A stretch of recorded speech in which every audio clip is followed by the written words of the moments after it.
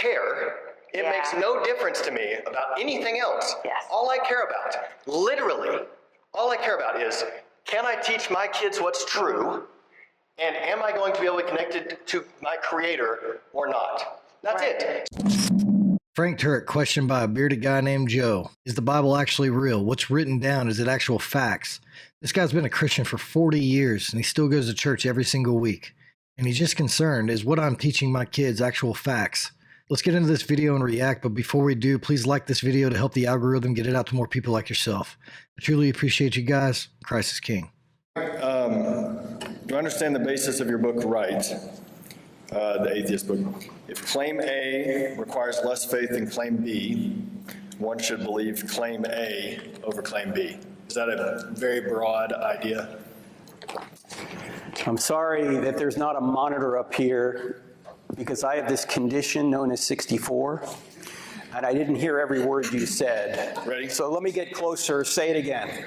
If claim A, is this basically for your atheist book? If claim A requires less faith than claim B, then one should believe claim A over claim B. Well, as long as you have evidence for claim A. Sure. Now, we're using faith here in the, not the biblical sense, but the sense that, say, atheist Richard Dawkins would use it. You know, he says if you don't have evidence, you have faith. Like, faith is blind. That's the sense in which I'm saying I don't have enough faith to be an atheist. Okay? The faith in the scriptures mean to trust in what you have good evidence to believe.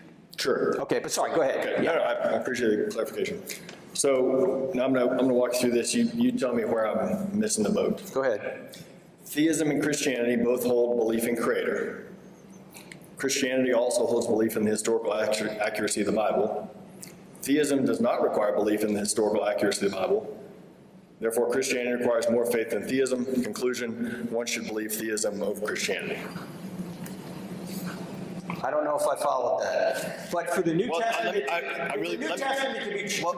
this is my specific question, not something else. Let me walk through it one more time. Go ahead. I appreciate your patience. All right. Theism and Christianity both hold a belief in a Creator, so they're equal in belief in that. Yes. Okay. Christianity has the additional requirement of belief in the historical accuracy. Yes, in order to get to Jesus, you need historical information. Sure. So therefore, theism requires less faith than Christianity requires, because Christianity requires the additional step of believing the Bible. Sure, you don't have to have as much information. Okay. Sure. So you're not having to believe as much. Yeah. I would agree with you that it's easier to show that God exists than to make the further claim that Jesus has resurrected from the dead. So I would agree with you with that. Right. So Or all the rules of following the Bible. When you're a theist, you just believe that there's a God and that there's no rules. There's no salvation. There's no Jesus. It does make everything a lot easier. But Jesus is real. Let's continue. one should believe in theism over Christianity. No, because I think there's enough evidence to believe in Christianity as well. But it does require more faith. Sure, it requires to believe in Jesus, you need more evidence than just the evidence you have for theism. Let me put it that way. And more faith. Because there's evidence for and against the resurrection. I don't think you would deny that. No, I don't think there's good evidence against the resurrection. What would be evidence against the resurrection? The evidence against the resurrection? Yeah. Well, the fact that there isn't very much extra biblical corroboration for the accounts in the Bible. Why is that? Why is that even necessary? Yep, that's a great question. So when you're doing historical surveying, I guess you could say, historical research, what you start with is not, I bet this account is true unless I can find otherwise. What historians start with is, yeah, I don't know if it's true or not, it's just a claim, then let me see if I can corroborate it. So you don't start with the default being truth, you start with default with, I don't know. No, most historians, when they look at a document, will make the general assessment that it's reliable unless... On basic claims, yeah, but not on, I don't think we would agree that the New Testament documents are basic claims. We could agree that they're not basic claims. Therefore, when you get beyond the basic claims, it's going to require that you don't start with probably true, but rather you start with, I don't know if it's true. Okay, so if you start, I don't know if it's true. Right, so then you would look for corroborating evidence. Okay. For the resurrection specifically, I'm fine with saying on that, or any of the other miracles in the New Testament, which maybe they happened, maybe they didn't. Okay, But what other evidence do we have outside of that to corroborate it? okay, but what you're essentially saying is outside of your let me make it more conservative. Outside of your 27 written documents. Well, no, just the and Gospels. your 9 writers. The Gospels are the only ones that count. Can I finish, Joe? Well, you're saying give me true. patience here, Joe. Okay, but then I'm going to reply. Okay. I haven't even finished. Then I'm going to reply. Go ahead. Okay.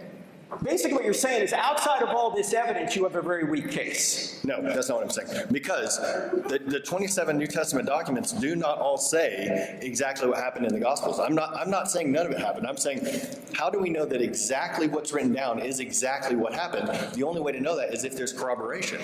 Otherwise, the default must be. Okay, well, we didn't have time to go through all the corroboration here. But I'm going to get back in line, don't worry. But I have points against your corroborating evidence with regard to what Sean McDowell himself told you. What? About there's not very good evidence for 10 of the 12, and of the other 2, most of the evidence is he's basing it off of the New Testament. Okay, what are you talking about? With the martyrdoms. Okay, you said Sean says he's got 2 that are very high. Right. 2 more that are, likely. I can't remember his exact language, but a little less high. Right. Then he's got a few more that are plausible, and the rest he doesn't know. Right, and so, but that's my point, but that's not what you just said. Okay. You see, if there's someone else in here who is less well-read than that, they're going to sit there and go, oh my gosh, that's amazing. The apostles all died for their faith, which is what it sounds like you said. No. Versus the more honest position would be to say, hey, by the way, we don't know this. In fact, the documents we have this are hundreds of years after the fact. What? What documents are 100 years after the fact? What are you talking about? The apocryphal documents that attest to the apocryphal documents. Clement of Rome, 95 AD. I'm not talking about that one. I'm talking about when the swelling up of Judas and all that. When those the what? When the apocryphal documents start talking about the martyrdoms. There's talk of the martyrdoms in the New Testament documents themselves. But that's what we're trying to find out if it's true. So you can't say, well, the New Testament says it. Job, what you're doing is you're throwing out eyewitness testimony just because they're bound in a book we call the Bible. That's not true. You're assuming it's eyewitness testimony. I can show it's eyewitness testimony. Go. Okay, well, some of it I just gave you. No, you didn't. You kept saying it is eyewitness testimony simply because of embarrassing stories. Job, you don't have enough patience. I know that. Simply because of embarrassing stories. The embarrassing stories would only, Frank, right here. The embarrassing stories only live in credence if it was in fact those people writing it. But you're trying to show that it was those people writing it. So you can't say the embarrassing stories give credence to that. In the book, there's 10 reasons we know the New Testament writers told the truth. Let me give you one more, and then we're going to have to move on. And I'm going to allow Anna and Alisa to jump in too. Here's something that's just come out in the past, say, 10 years by Richard Balcom, who is a scholar in the UK. He's done all the research on this. He points out that the New Testament documents get all the names percentages correct. Correct, right. And just having names right doesn't mean that they've... Can I finish the point? These people don't know what we're talking about, okay? Fair enough, that's a great point. Okay. They need to know. Wow. So, like today... I don't think I've ever seen Frank this fired up. I mean, I just started watching his videos, but I don't think I've ever seen him this fired up. You were writing a novel, say 100 years ago. You didn't have Google, you didn't have any research, you would probably say the men's names were Noah, Liam, the kind of names that are very popular today. You wouldn't say the names were Frank. Who names their kid Frank anymore? You know, 100 years ago, Frank was a top 10 name. You know where it is now? It's like 435th. What was the top women's name 100 years ago? What do you think? Anyone know? Amy? Ethel's one of them. That's right, Chris. Mary.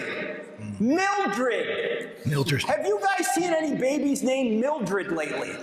Mildred. No, nobody names their names Mildred anymore. The bottom line is this. The people that were writing down the New Testament documents had to have been eyewitnesses by this data. Otherwise, they would not have gotten the names right.